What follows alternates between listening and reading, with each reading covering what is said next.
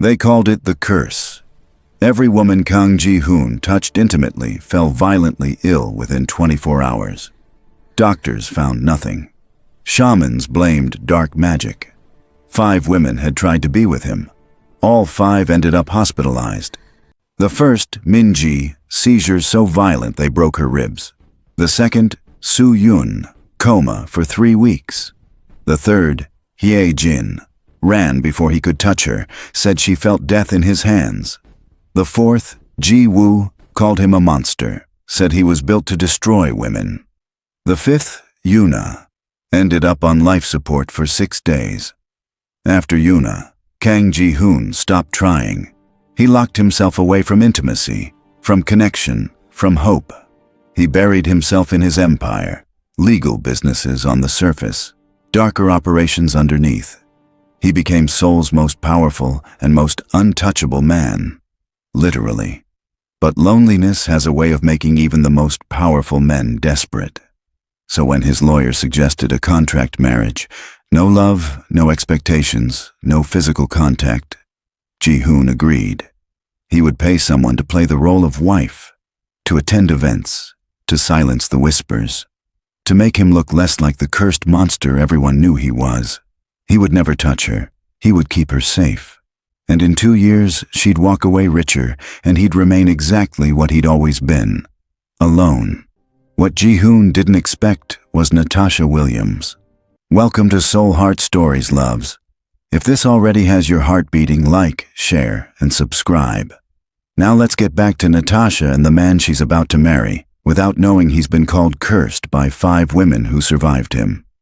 Natasha Williams stared at the hospital bill in her hands and felt her entire world collapse. $800,000. Her father's cancer treatment, experimental drugs, ICU care, surgeries that bought him 3 more months of life, before his body finally gave up. 3 months she wouldn't trade for anything, but 3 months that left her family financially destroyed. Her mother couldn't work. Grief had swallowed her whole. Her younger sister Keisha was only 16, still in high school. Natasha was 26, in her final year of nursing school in Seoul on a scholarship, and the debt collectors were giving her 30 days before they seized everything her family owned. 30 days to find $800,000. It was impossible. She sat in her tiny apartment near Hongdae, the eviction notice on her door, her phone buzzing with calls from creditors she couldn't answer. She hadn't eaten in 2 days. She'd sold everything worth selling, her laptop, her jewelry, even her textbooks. She was out of options. That's when the email arrived. Subject, marriage contract proposal. Time-sensitive Natasha almost deleted it. Spam. Had to be spam. But something made her open it. Ms. Williams, my client is seeking a spouse for a 2-year contractual marriage. Requirements: American citizenship, age 24-30, currently residing in Seoul, willing to relocate permanently, no criminal record, willing to sign comprehensive NDA. Compensation: $2,000 USD paid in full upon completion of 2-year term, $100,000 advance upon contract signing. Expectations: attend public events as spouse, maintain residence in provided accommodation. No romantic or physical relationship required or expected. Complete discretion mandatory. If interested, reply within 48 hours to schedule interview. Natasha read it 3 times. $2 million. No physical relationship required. It sounded insane. It sounded dangerous. It sounded like exactly the kind of offer that got women trafficked or worse, but it also sounded like the only way to save her family. She looked at the hospital bill, at the eviction notice, at the photograph of her father on her nightstand, his smile wide, his eyes kind, his hand holding hers during their last conversation. Be smart, Natasha, he'd whispered, but be brave too. Sometimes the smart choice and the brave choice are the same thing. She hit reply. I'm interested. When can we meet? The response came in less than 5 minutes. Tomorrow. 2 p.m., Gangnam Tower, 45th floor. Come alone. Bring your passport and university records. Natasha didn't sleep that night. Gangnam Tower was the kind of building Natasha had only seen in movies. Glass and steel reaching into the sky, lobby so polished she could see her reflection, security so tight they scanned her ID 3 times before letting her into the elevator. The 45th floor was silent, pristine, cold. A woman in a gray suit met her at the elevator, didn't smile, didn't speak, just gestured for Natasha to follow. They walked down a hallway lined with modern art Natasha couldn't afford to breathe near, and stopped at double doors made of dark wood. The woman knocked once and opened the door. Inside was an office that looked like it cost more than Natasha's entire scholarship. Floor-to-ceiling windows overlooking Seoul, a desk made of black marble, leather furniture that probably cost more than her father's hospital bills. And sitting behind the desk was the most beautiful and terrifying man Natasha had ever seen. Kang Ji-hoon. He stood when she entered, tall, easily over 6 feet, broad shoulders filling out a black suit that was definitely custom-made. His face was all sharp angles and cold precision, dark eyes that tracked her movements like a predator watching prey. Black hair styled perfectly, hands that looked strong enough to break bone. He looked like money. He looked like power. He looked like danger. "Ms. Williams," he said in accented but perfect English. His voice was deep, controlled. "Please sit."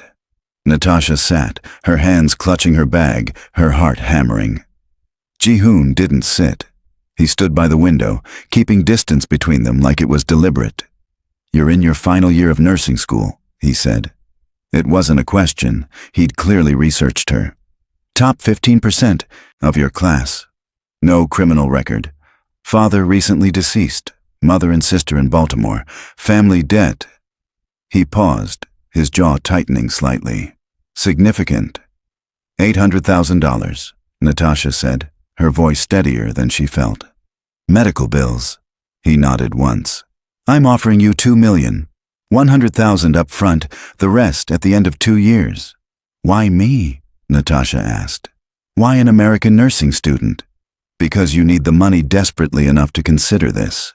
Because you're educated enough to understand discretion. Because you're in Seoul already, which simplifies logistics." He turned to face her fully. "And because you have no ties to Korean high society, which means no one will ask questions." "Questions about what?" "About why a man like me needs to pay for a wife." The words hung in the air, heavy with implication. Natasha met his eyes.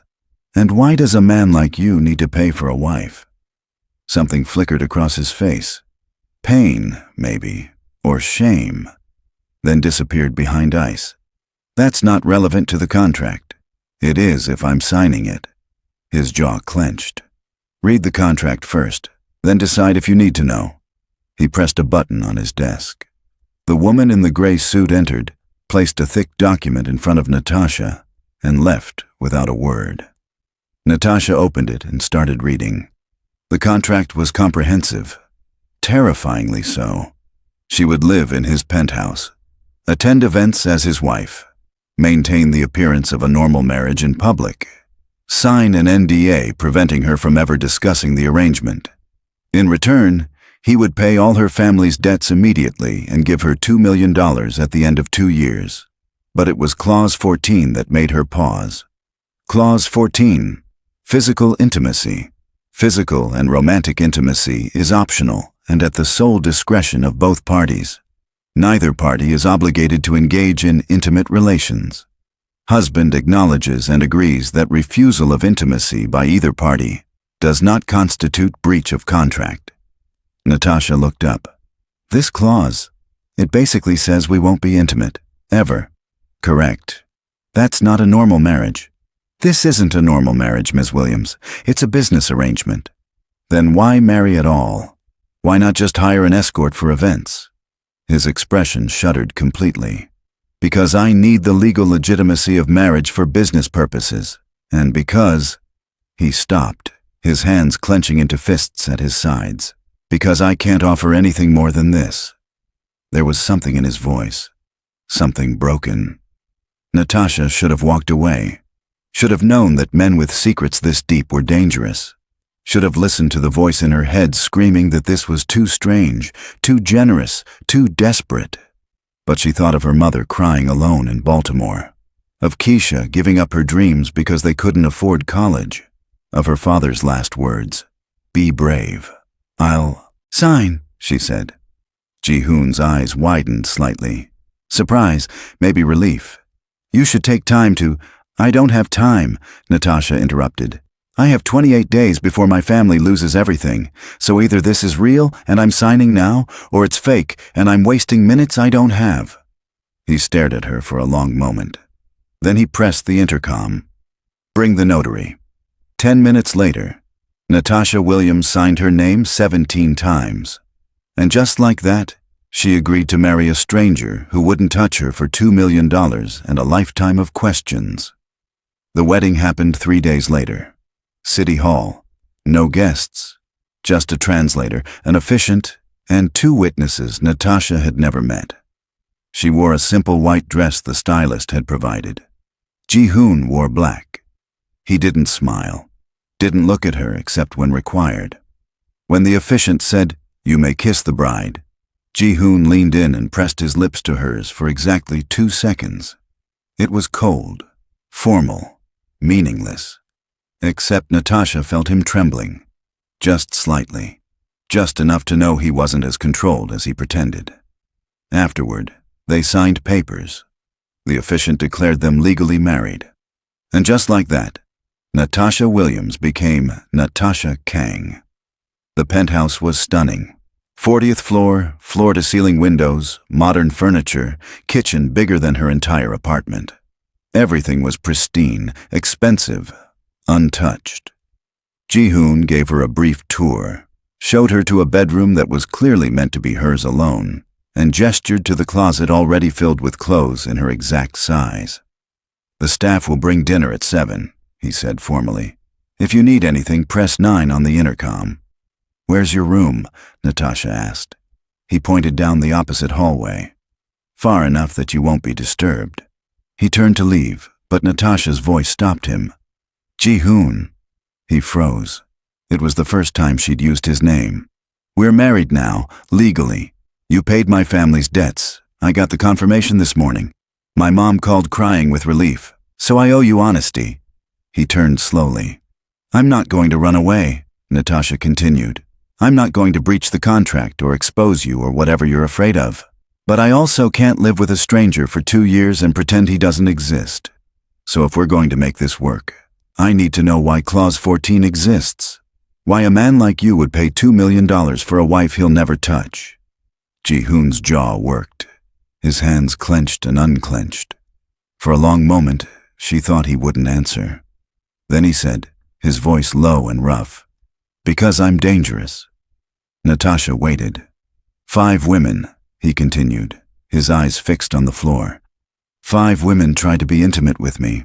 All 5 ended up hospitalized within 24 hours. Natasha's breath caught. Min-ji had seizures so violent they fractured her ribs. Soo-yun fell into a coma for 3 weeks. Hye-jin ran before I could touch her, said she felt something wrong, something dark. Ji-woo, his voice cracked slightly. Ji-woo called me cursed, said I was built to hurt women. Yuna ended up on life support. He finally looked up, and the devastation in his eyes made Natasha's chest ache. Every doctor I've seen says it's impossible, that there's no medical explanation, that 5 separate incidents with 5 different women can't all be connected to me. He laughed bitterly. But they are. I'm the only common factor. So either I'm cursed, or I'm poisonous, or I'm something worse. Either way, I stopped trying 5 years ago. That's why you wrote Clause 14, Natasha said quietly. I won't risk you, Ji-hoon said firmly. I need a wife for appearances, for business, but I will never, never put you in danger. You will live here safely, you will attend events with me, and when 2 years are over, you'll walk away healthy and rich. That's the deal. Natasha's mind was racing. The nursing student in her was already cataloging symptoms, patterns, possibilities. Tell me about the women, she said. Were they all Korean? Ji-hoon frowned, caught off guard by the clinical question. Yes? Ages, 24 to 31. Did they all have the same symptoms? Similar, seizures, loss of consciousness, compromised immune systems, but different enough that doctors couldn't find a pattern. Did they test you? Blood work, genetic panels, infectious disease screening? Everything, multiple times. I'm completely healthy by every medical standard. Natasha was pacing now, her mind working. What about the women? Did they test them afterward? Yes, nothing conclusive. Did anyone compare their medical records? Look for common factors between them?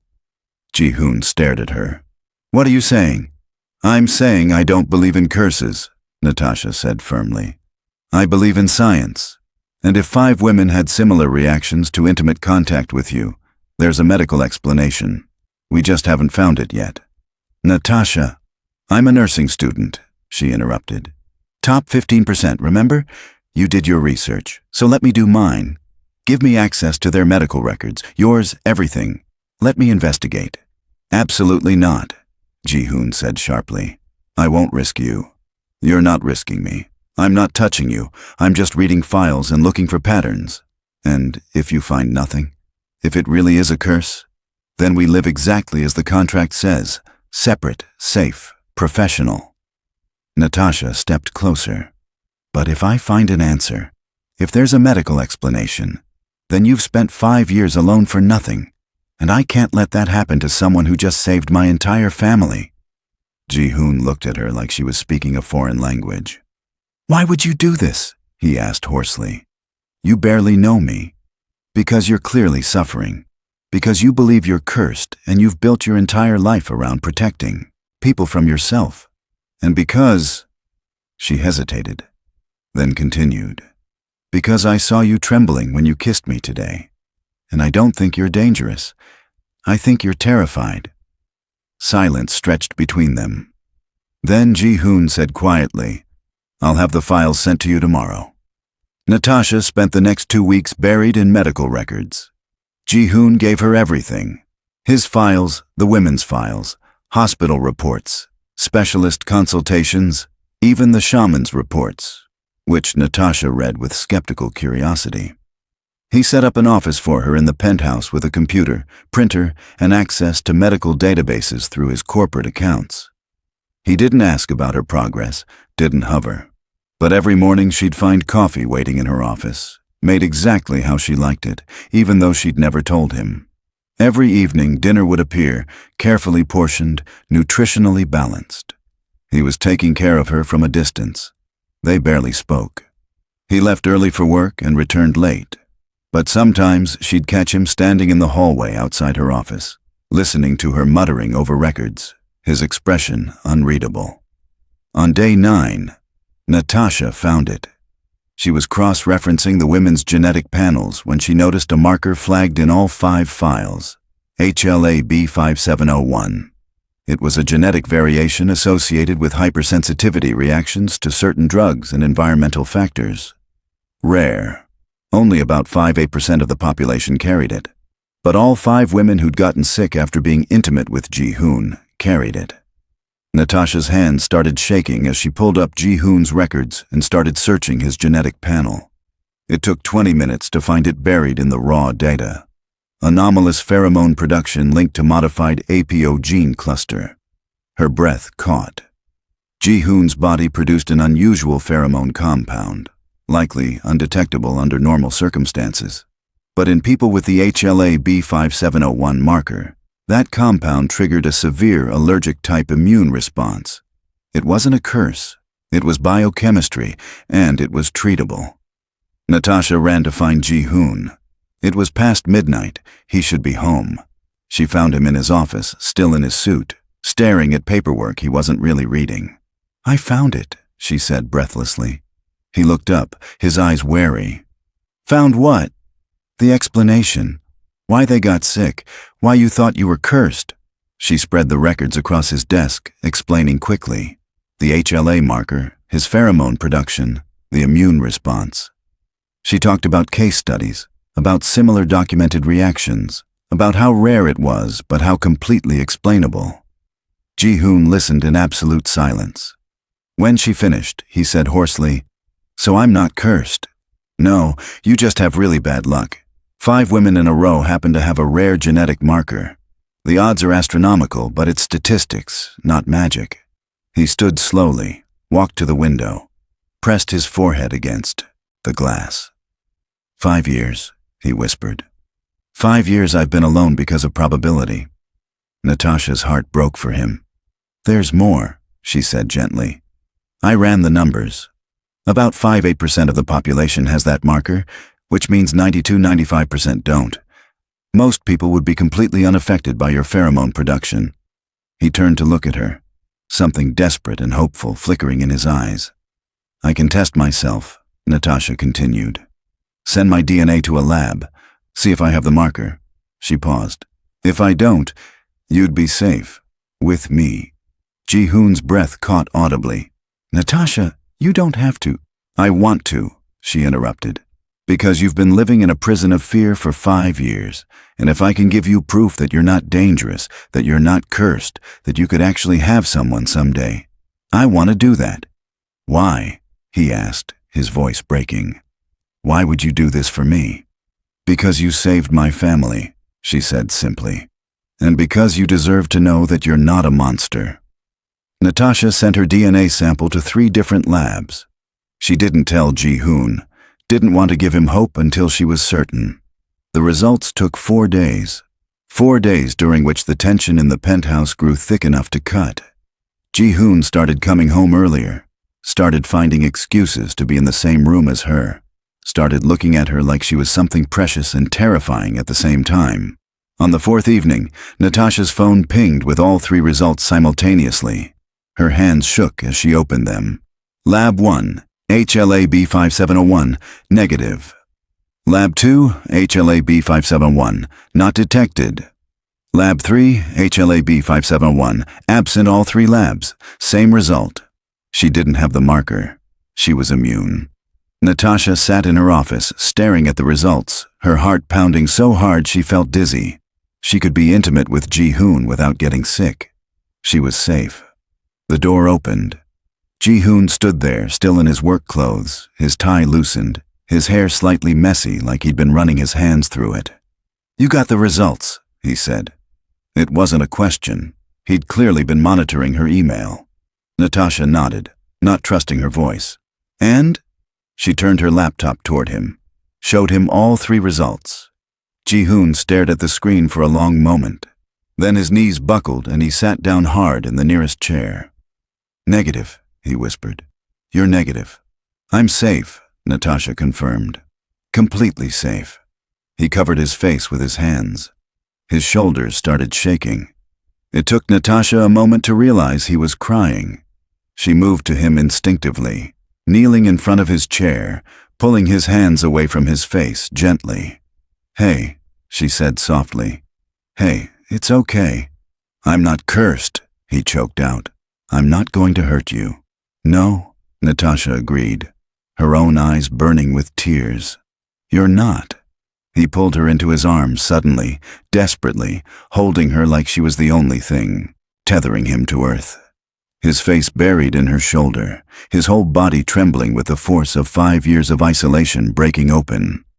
Natasha held him back, running her hands through his hair, whispering that it was okay, that he was safe, that he wasn't alone anymore. They stayed like that for a long time. When Ji-hoon finally pulled back, his eyes were red but clear. I don't know how to do this, he admitted. I haven't touched anyone in 5 years. I don't remember how to be close to someone. We'll figure it out, Natasha said. Together. Slowly. Slowly, he agreed, his voice rough with emotion. He reached out carefully, his hand trembling slightly, and touched her face. Just her cheek, his thumb brushing her skin with devastating gentleness. Nothing happened. No seizure, no collapse, no curse. Just his hand on her face, and both of them breathing hard with the magnitude of it. I can touch you, he whispered, wonder in his voice. You can touch me, Natasha confirmed. He pulled her face to his and kissed her. It wasn't like the wedding kiss, cold and formal. This was real, desperate, 5 years of loneliness pouring into her mouth, his hands framing her face like she was something holy. Natasha kissed him back, her hands fisting in his shirt, pulling him closer. When they finally broke apart, both breathing hard, Ji-hoon rested his forehead against hers. "I thought I'd never get to do that again," he said hoarsely. "I thought I'd die alone." "You're not alone anymore," Natasha promised. "I'm here, and I'm not going anywhere." They took it slowly.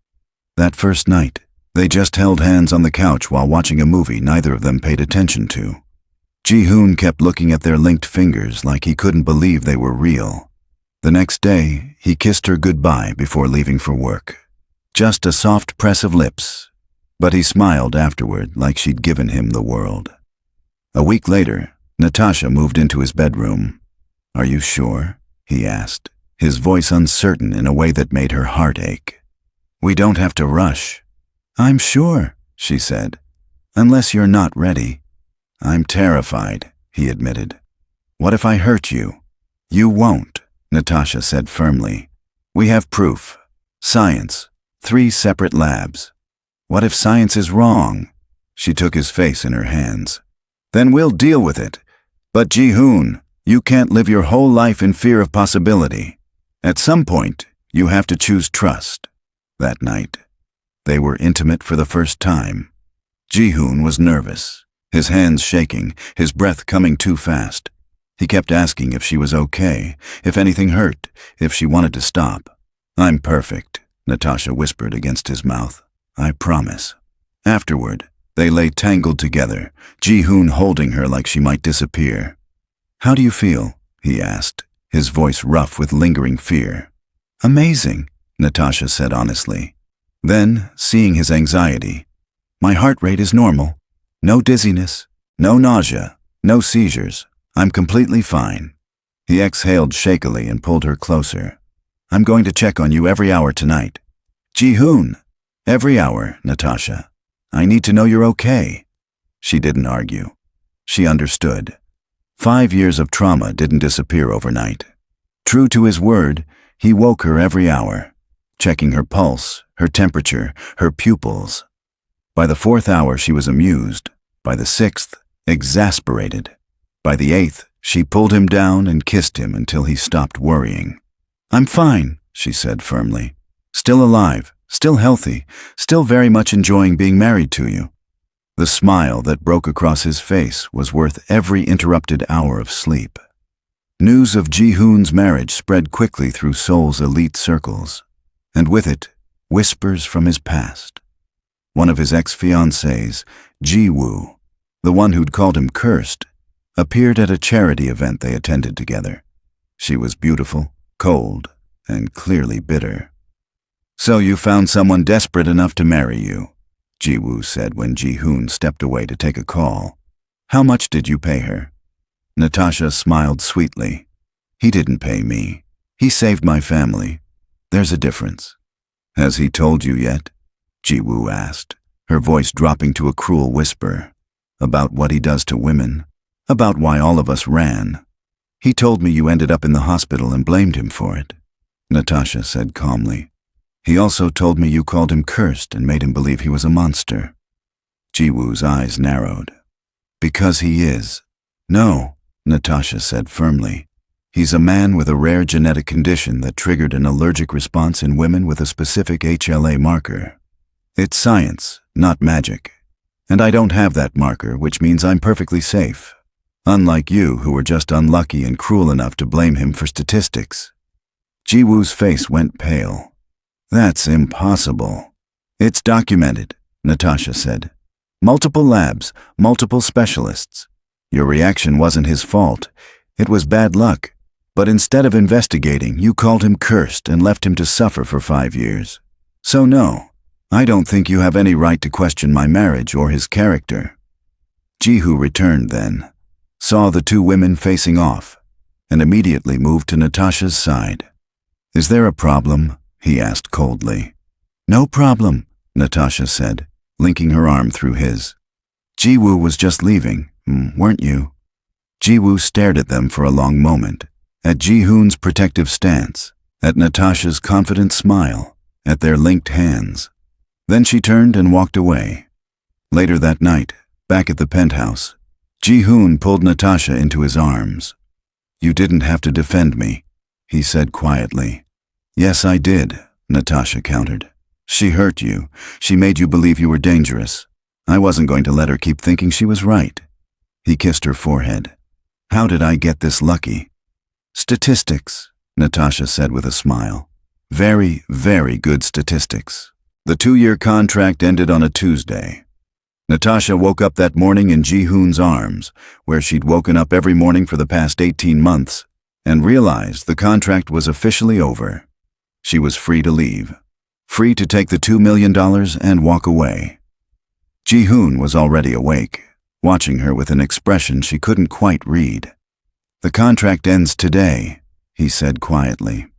"I know," Natasha said. "You could leave, take the money, start over. I could," she agreed.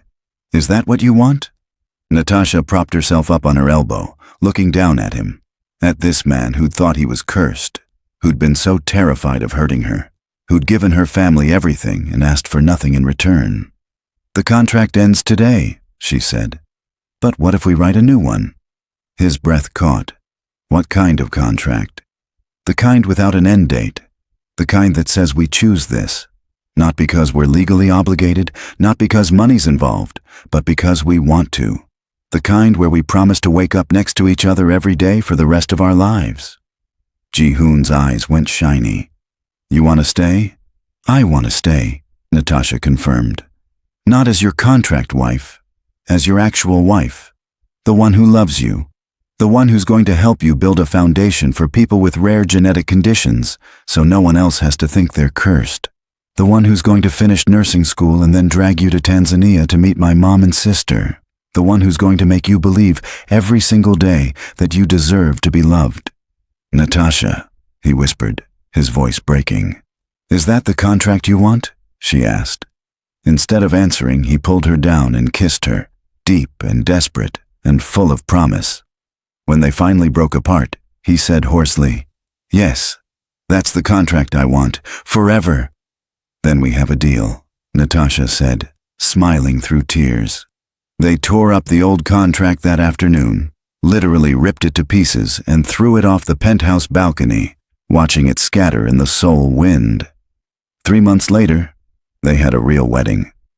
In Tanzania, with Natasha's mother, sister, and 200 relatives who cried throughout the entire ceremony. Ji-hoon cried too, standing there in his suit, watching Natasha walk toward him in a traditional Tanzanian dress, finally understanding that he wasn't cursed. He was just a man who'd needed the right person to see past his fear.